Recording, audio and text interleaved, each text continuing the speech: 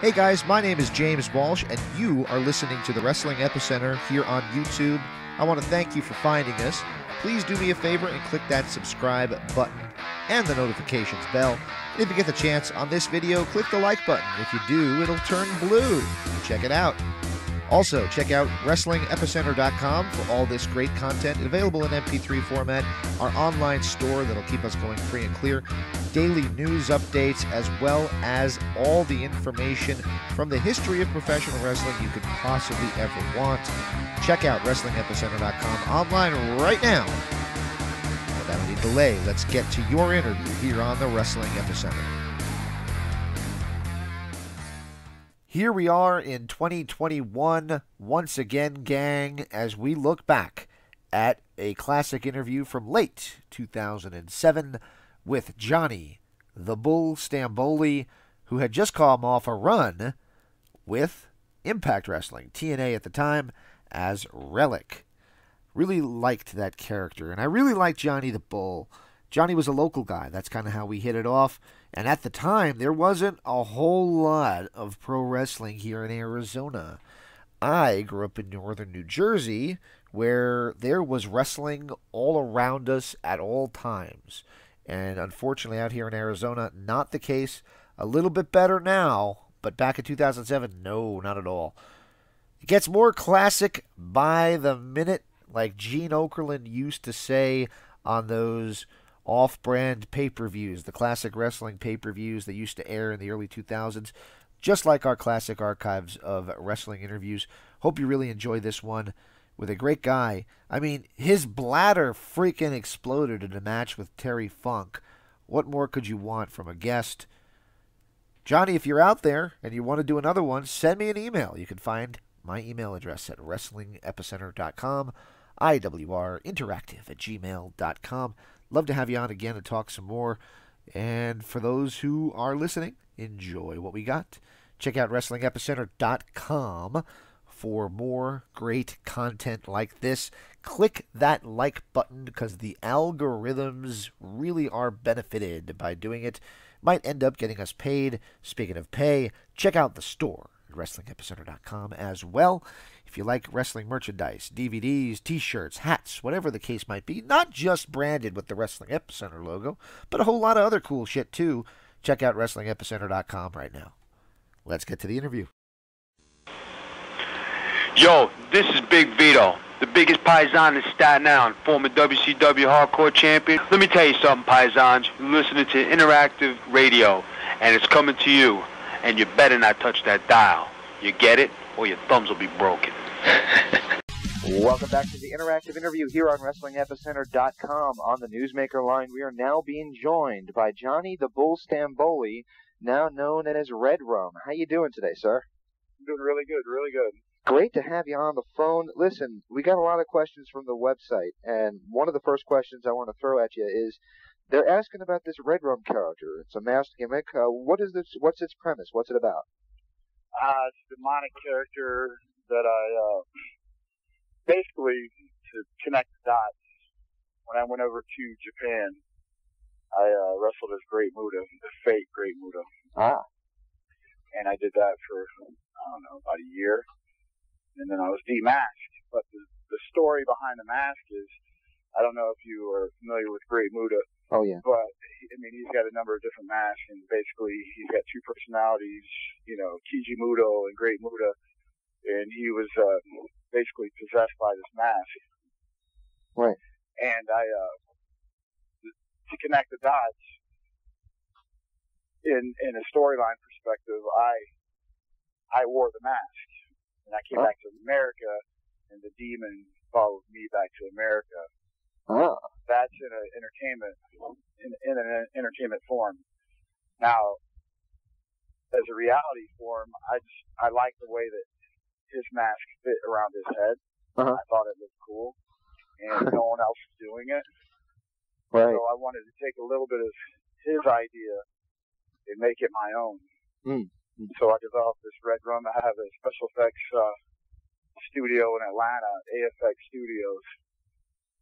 In Atlanta, and I flew down, and he took a casting of a molding of my head, and And I told him, what I wanted it to look like.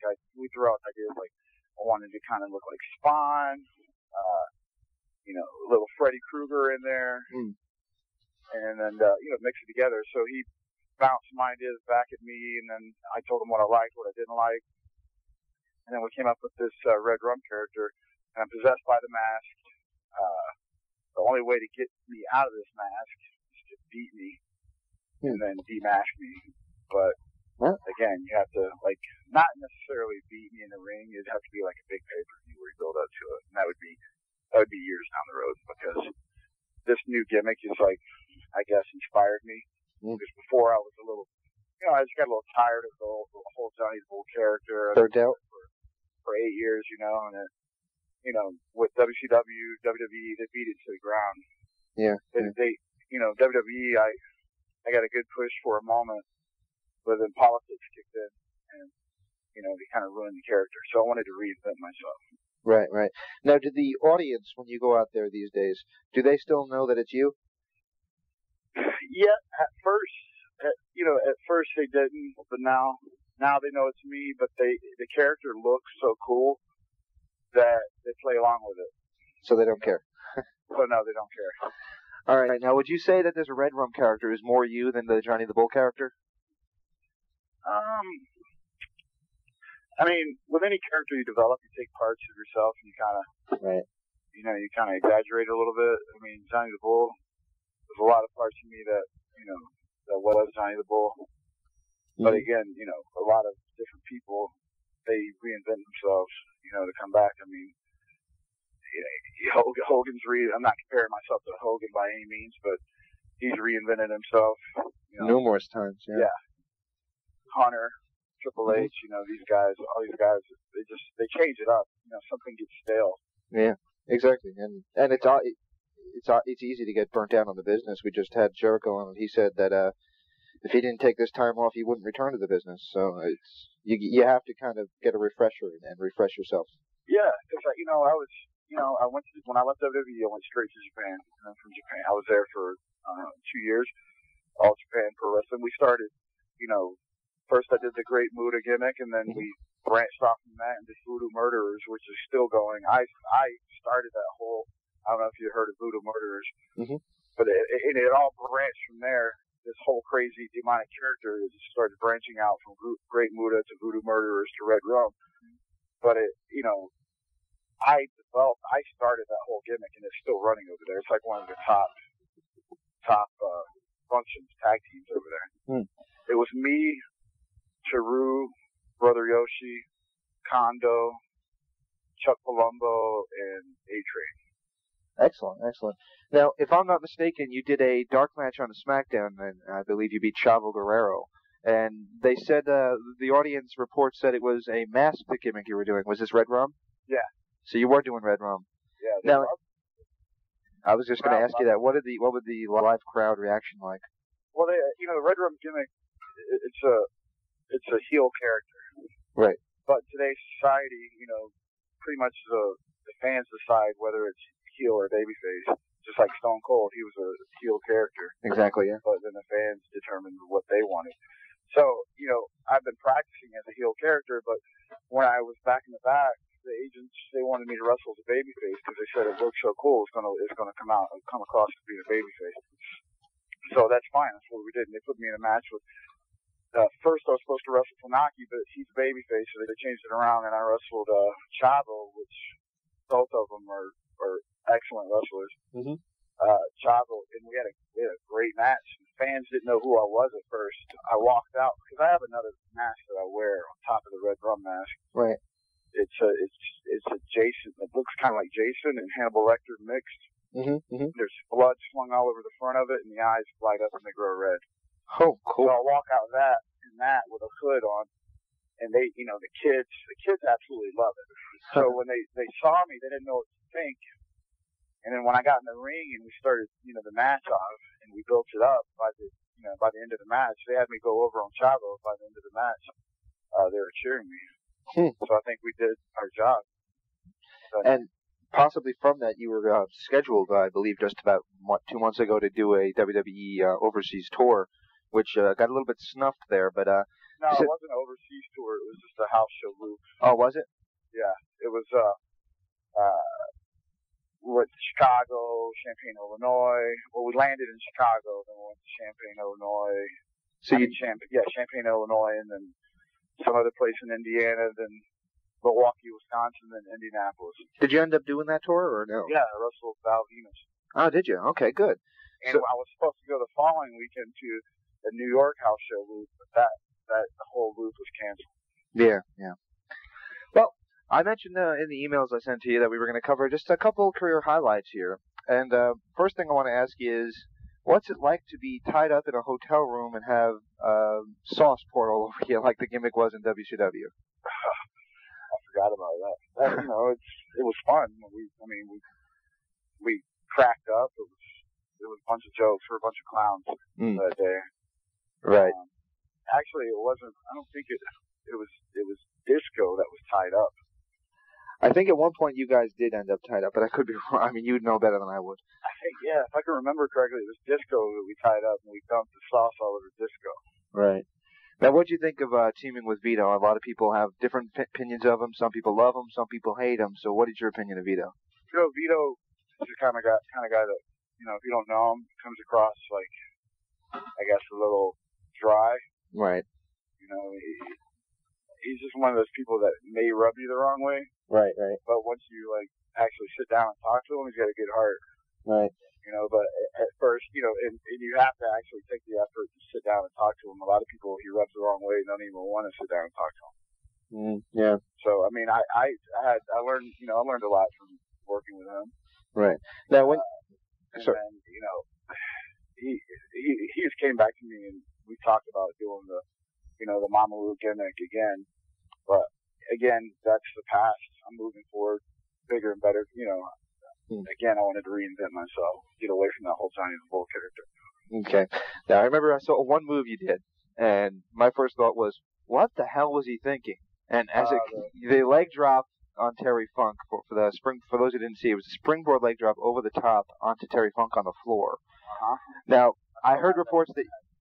Go ahead. I was going to say the reports were that your bladder exploded. Is that about right? Well, I'll give you the correct report. What happened was, I'll give you from start to finish. What happened was, Terry asked me if I could do anything. Keep in mind, this is my first year in the business. Mm-hmm. They just split me and Vito up, and it was my first single match live on Nitro. And at 21 years old, pretty much think that you're indestructible. Right. And you're all fired up. You want to impress everybody in the back. There's a lot of different factors in there contribute why I did that move. So Terry asked me, he goes, can you do anything off the top? What's the floor? I said, can I? Of course I can. What do you want me to do? And he was like, well, I don't know. What can you do? I said, I can do a leg drop. And he was like, all right, well, pile drive me on the floor. I don't know, slam me on the floor. Right. Put the chair on my head, and then do the leg drop. So that's what I did. I went to put the chair on his head, ran in, hit the ropes, jumped up to the rope the first time, but I lost my balance. Mm-hmm. So I fell back into the ring, but I landed on my feet. Right. I didn't fall. I just landed back on my feet, and then I jumped up again. And then this time I didn't want to screw up, so I sprung off really high. And it came down. But before, I didn't pee before I went out, so I had a full bladder. Uh-oh. If I would have peed, I would have been fine. But I had a full bladder, and when I landed, it didn't actually bust my bladder. It tore a partial tear in my urethra, and that's what you urinate out of. Yeah. That's what's connected to the bladder. So it's a partial tear, and I wore black pants at the time, so I peed myself, but you couldn't see it because it forced all the urine out through my urethra out. And then when I landed, I thought I broke my back because I tried to stand up, and it was just excruciating pain. And then I told Terry I was hurt. So, we cut out most of what we were doing, and I could barely stand. I finished the match, but I climbed back into the ring. I could barely stand. Hit him on the head with a chair, DDT'd him on the chair, covered him, and then they carried me out. The doctor said, the worst part about it was the torn urethra, yes, and then how your pelvis comes together? Yeah. But in men, it's not supposed to separate. I didn't break it, but it just separated a little bit. And it shifted my hips just a little. And I woke up and I had a catheter in me. Oh. And I still have problems just from my hips. All my weight goes to my right knee. So, I mean, it's not major, but it's still, it bothers me. It was one of those injuries that I'm going to live with the rest of my life, and it's probably going to get worse as I get older. But I learned the hard way, and I learned not to do that move ever again. I was going to say, you didn't bring that one out again, so I guess it was kind of, I'm not trying that again. Once bitten, twice shy there. Yeah. All right, my next question for you is, at the time, you were part of the Natural Born Thrillers, which was pretty much considered to be like a power plant guy faction. Now, you guys had a reputation backstage. There were some people who liked you, some people who didn't like you. I guess I'm going to keep going back to that. So basically, my thought is, did you guys all think that you were all ready for the prime time? No. There were a lot of the older guys that either were bitter or some of us, when you're affiliated with certain guys that either have bad attitudes or like you're in a group and you're guilty. You're guilty by association. Right. So, I mean, for the most part, we were liked. But then you always had those guys behind the scenes that were stabbing you in the back. Right. So I didn't think we were, you know what? I wasn't ready. I was only in the power plant for 10 months. And they threw me out on TV. I look back at it, I wasn't ready. Right. All of us wasn't ready. Did you think you were ready then, though?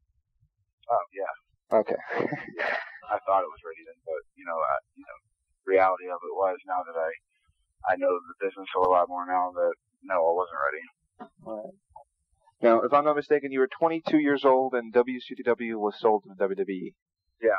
Now, what are you thinking, being a young wrestler who's just finally tasted a little bit of TV fame, and all of a sudden the company you're working for is sold off to the other company? It was scary. It was a bitter pill because it was scary in the fact that, I was working for this company and I just got on TV.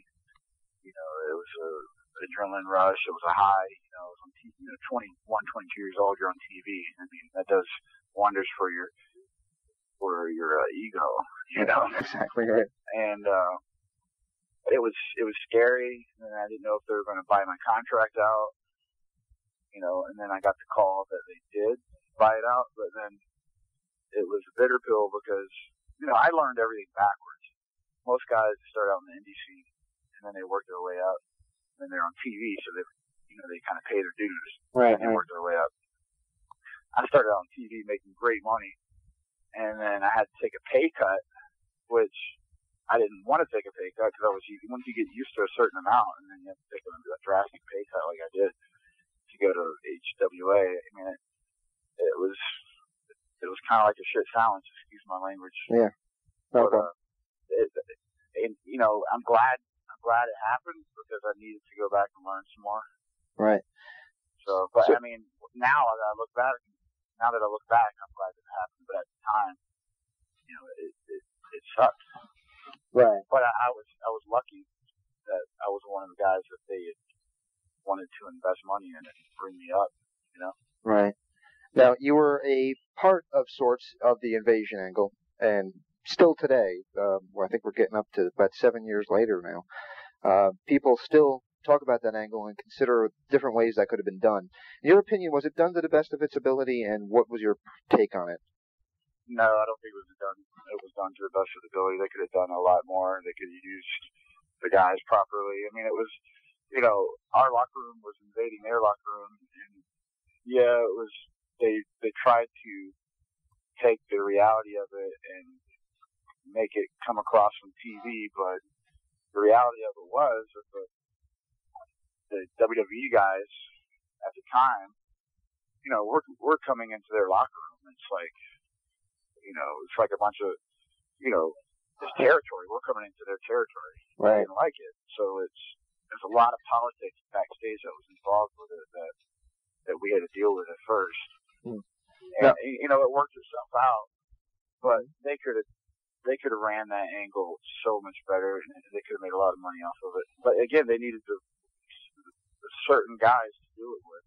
And they weren't willing to buy the guys that were in WCW at the time. They needed the Stings. Right. They needed the Goldbergs. All the top guys that made WCW at the time. Exactly. And I think they didn't do it because they still had contracts with Turner, so they didn't want to buy those out of those contracts. Which I bet they could have. Right. They should have waited for it all, I guess. Yeah, timing's everything in that business. They should have waited. Because instead, you know, a lot of the talent at the time was really, really good. But the way that WCW packaged them, you know, some of them were low card guys, some of them were mid card guys. Doesn't mean that they weren't good. It's just the perception of them was that they were just low card or mid card guys. You can't run a WCW invasion with just, you know, your pawns. Right. You have to have the bishops and the kings. Exactly. All right. Well, the next question I have for you was, you did, once you come back to the Johnny the Bull gimmick a little bit, actually, I think you became Johnny Stamboli for the FBI. Yeah. Now, what was behind the name change, and were you in favor of it or not? Oh, yeah, I was in favor of it. I mean, Johnny the Bull is a nickname, you know, the Johnny the Bull Stamboli, it all runs together, it all clicks, you know. Mm-hmm. WWE likes to make things of their own. Uh-huh. So, Johnny the Bull was my idea, but it was a WCW character. Right. So they wanted to, you know, take my gimmick and make it their own. So that's where we came up with the Johnny Stamboli. Now, I noticed that a lot of your characters and things, like when you were describing Red Rum earlier, and Johnny the Bull, obviously comes from films too. I take it that you try to take things that you see in movies and make them work in the best in terms of wrestling. Is that about right, or is it? Yeah. Yeah. I'll take movies, personality, you know, things that I like. Comic books, you know. Now, you just mentioned WWE likes to make things their own. They like to they don't want anything, I don't want to say they don't want to make anything that they didn't come up with, but do you think that in time that could damage the Red Run character because they're going to want to put their own touches on it? Assuming you go there, which is probable at this point. They're so good at, I don't know, packaging characters together. Mm-hmm. I mean, we call it the machine. Right. If you got the machine behind you, it doesn't matter how they change it or, you know, what they do to it. If they're pushing you down the fans' throats, right, and fans like it, it's going to work regardless. Mm-hmm. You know, they manipulate what they want. Right. I mean, yeah, the Red Rum character, I think the name's perfect. You know, it's perfect. But, you know, again, you got to take other factors into consideration, like Red Rum, okay, everything that's happened in the past 2 years, right, Red Rum means murder backwards. I mean, I don't want to get into, you know, things that have happened. Right. But, I mean, you can connect the dots. Oh, I certainly can. So you think that there would be a name change, possibly? Possibly. But I have other names. Ah. Well, don't disclose them. Keep them a secret because you might want to use them down the line. Yeah, you don't want anybody stealing them, right? You know, and another thing is you always try to, like, if you come up with an idea, if you're talking to a writer, you always try to make it seem like it's their idea because then they're going to want to use it. So I take it all the politics that you spoke of earlier kind of smartened you up on how to handle people then? Yeah. Is that about right? Yeah. Well, that's good. You know, I was younger and I didn't really, you know, I was very opinionated. Mm-hmm. And I learned the hard way that sometimes you got to just watch and learn and take everything in, keep your mouth shut. Right. Now, would you say WCW or WWE's locker room was worse? Now, I know it was a bit of a different situation considering you were kind of invading, if for lack of a better term, but would you say the politics were worse in WCW or WWE? It's hard to say. WCW was, at the time, was more cliquey. Right. Cliquish. Right. I think the politics as a whole in the wrestling business is bad altogether. I mean, people say, oh, there's politics and everything. Yeah, well, you know, other companies, there's, you know, if you work, let's say you're a car salesman. There's politics in being a car salesman. But there's about 40 different dealerships that you can work for down the street. You know, at the time there was only one company. Now there's two companies again, TNA. Yep. So, and they just acquired 2 hours. So, which the politics there's politics there, but it's not like WWE right now. Right. Now, what is your? But I think if you're a yes or no question, I would say WCW's politics were worse, but the opportunity to make money was better. But that's why WCW went under, because they're just handing out money left and right. Yep. So let me ask you this. You just mentioned there's two companies now. You've done tours with WWE. You've done dark matches with your character, and it seems like it's going to work. Obviously, WWE is the golden apple, so to speak. But is TNA even a concern on your radar? Are you considering it? Yeah, I talk to them too. I keep my options open. Right. You know, I have actually 3 different options right now. I don't want to give it away, but I'll give you a hint. One of them is Prime Time. That's in the works, and I'm on the verge of. Hold on. I'm on the verge of making the decision with the other 2. So those are the hints. Interesting. Well, we're almost done here, so I'll let you off the phone in just a few minutes. But what is your honest opinion of the TNA product? I like the product. I really think that all the guys there work for each other. You know, they work to get the product over. It's a team over there. I mean, it's not like one person is completely worried about themselves, which, you know, at some point you have to be worried about yourself, but it's also a team over there. Right. You know, they're in a growing stage and they're getting stars. You know, they do need, you know, before they didn't really have many stars, but now they're getting more, and it's just, plus they got 2 hours, so now they can have more wrestling matches on TV. Do you think there's maybe up in Orlando? I think it could, once they start getting on the road and doing more house shows and traveling. Right. Once they get, you know, I think once they get the money for it, I think they'll get, they'll upgrade their setup. But I like the 6-sided ring. I think it's different. It's innovative. Is that, now, as a worker, would that be more difficult to work in, or would it require a different kind of, would you have to kind of get in there a little bit and learn a little bit more about it, or? No, you know, you hit the ropes, you learn how to hit the ropes, you learn how to take them off. I mean, I've worked in rings that are 16 feet, you know, with cable ropes inside of, you know, in a barn. Oh, that can't feel good.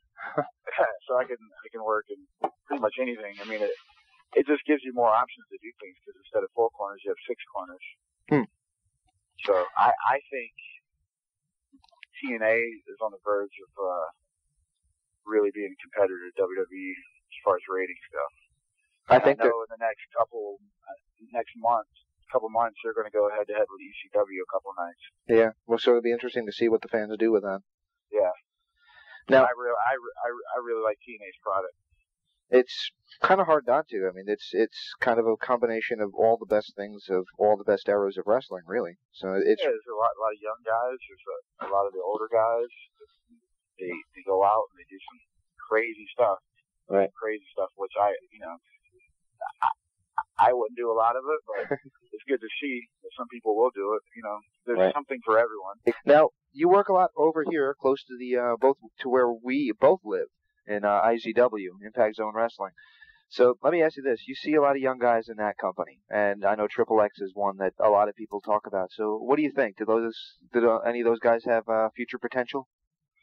I think Triple X does. I think John Lyon does. Hollywood's got a good look. I think John Lyon's over in Japan right now. He's learning a lot, and Triple X has been around. Let's see, who else? Who else is over there?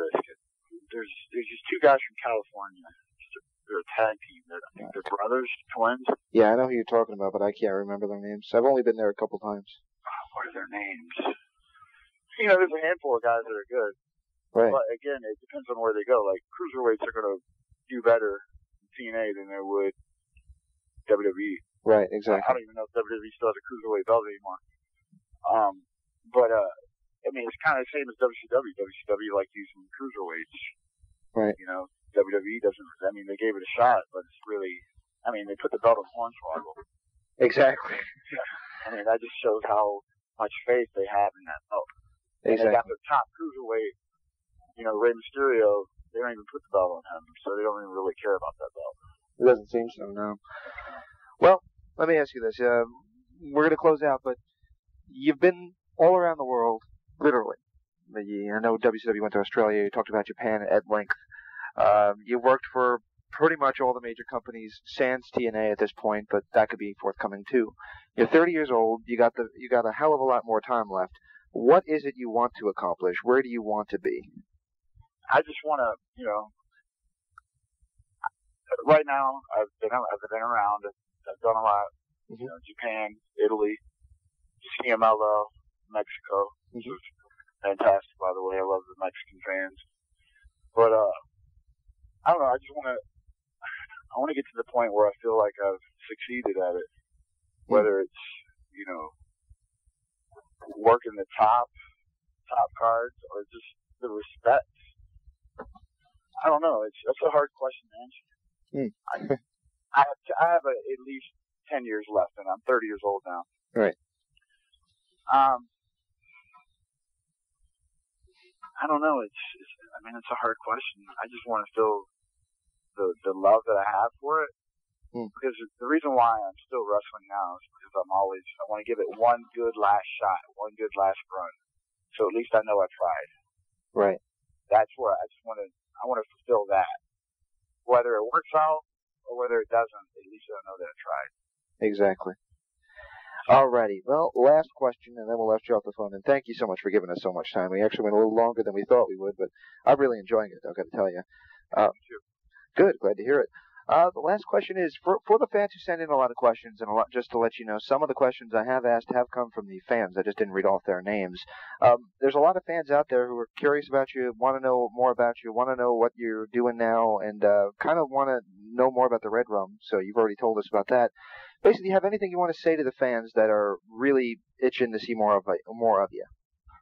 Well, you know, what pays for me my wrestling right now is I'm a mortgage broker. I'm in the mortgage business, which is kind of rough right now because of the way the market is. But that pays for that actually paid for the Red Rum gimmick, because the Red Rum gimmick was not cheap. So the job pays for the wrestling habit? Yeah, because wrestling on the independent scene doesn't pay for my bills. Right. So, but you know, I do mortgages, I do wrestling. I also work for You First Financial. It's a financial company. It's to show people how to pay off their loans and their mortgage. It's a software company that we show how to pay people, how for people to pay their mortgage off in 8 to 10 years as opposed to 30 years. Right. Say by canceling out interest. And the Red Rum character, it came, you know, I wear these gladiator style kickboxing trunks. Right. And I got that because I've been training with Rick Rufus. He's a K1 kickboxing champion, and he's a 6-time world champion. Yes. I've been training with him for the past 3 years just to change my style up. Yep. Hold on, let me put my phone on charger. Sure.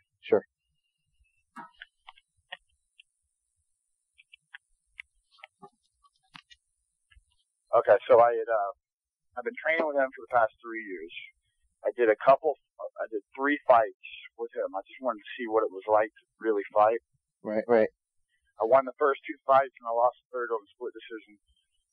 But I tell you what, I've never been that tired before. That's a great workout. And you know, I was in a ring. It was a real fight. I just wanted to check it out and see how it, you know, see what it was like to really fight and what it felt like to really win. So, but I took a lot of the kickboxing and I apply it to my wrestling now, because before I never threw kicks or anything. Right.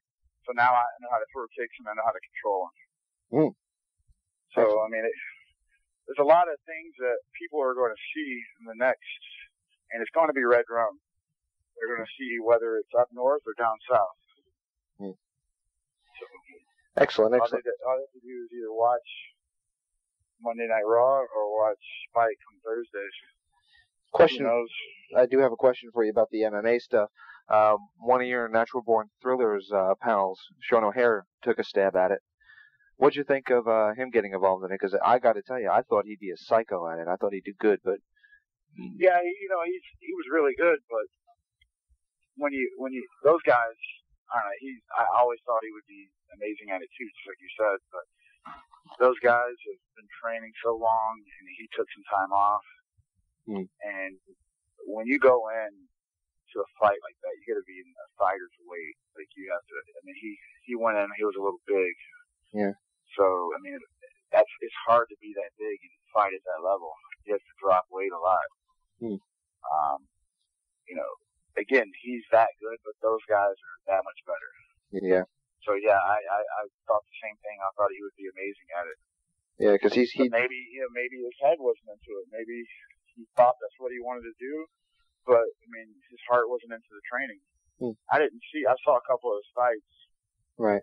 I know his first one, he tapped the guy out, and then every one after that, he kind of got his head kicked off. Yeah. So he fought that one champion in Japan. I can't remember his name.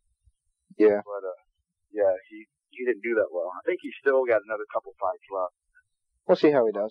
Maybe he'll get back. Maybe if he gets down to the fighting weight, he'll be able to handle it. Yeah. Because it looks to me, when you look at him, you just think that he could probably kill you. So. Yeah, he's a good dude, though. He was a good friend of mine. All those guys. Jindrak, he's in Mexico. He lives in Mexico. Actually, he wrestles for CMLL. He's a good friend of mine. I just talked to him yesterday, actually. I don't talk to Sean as much anymore.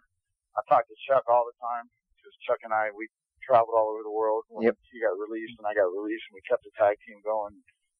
Japan, Italy, Mexico. I don't really talk to Sanders that much. I see him on MySpace. We send messages back and forth. What's he up to these days? He's a comedian, stand-up comedian. I heard about that. I think I did hear about that. Yeah. He's pretty, he was always a funny guy, so. Yeah, so it kind of seems like it would fit him. Yeah. All right, man. Well, again, thank you so much for your time. If there's ever anything you want us to hype, just give us a call. I mean, we got the website. We get a lot of hits to the website, so if you got banners or whatever, we can hype it to the best of our ability. And hopefully we'll see you at IZW coming up sometime soon. I'm going to start wrestling some shows for RPW, too. Rising Phoenix? Right. Yeah. Whatever, yeah. I think there's a show November 10th. Excellent. What do you think of that company? I've been in contact with them here and there. They seem like they got their stuff together. They're not putting too much into it. What the thing about them is they're not trying to get big. Right. They know their role. Yep. So, if they try to get too big, that's when companies go under. But if they just know their role and they take care of the guys, which I think his name is Jeff. He's a nice guy. And he takes care of his guys. He pays them decent. So keeps everybody happy. Good. I haven't heard a complaint about him yet. Yeah, me neither. I've talked to them a little bit about doing things here and there to help promote them, and they seem like they're really nice people and they know what they're doing. So I'm glad to see it, especially in the Phoenix area, because there's not a heck of a lot going on wrestling-wise around here. No, there's not. All right, man. Well, I thank you so much for joining us, and stay tuned for more from the Interactive Interview. Hey guys, my name is James Walsh, and you are listening to the Wrestling Epicenter here on YouTube. I want to thank you for finding us. Please do me a favor and click that subscribe button and the notifications bell. And if you get the chance on this video, click the like button. If you do, it'll turn blue. Check it out. Also, check out WrestlingEpicenter.com for all this great content available in MP3 format, our online store that'll keep us going free and clear, daily news updates, as well as all the information from the history of professional wrestling you could possibly ever want. Check out WrestlingEpicenter.com online right now.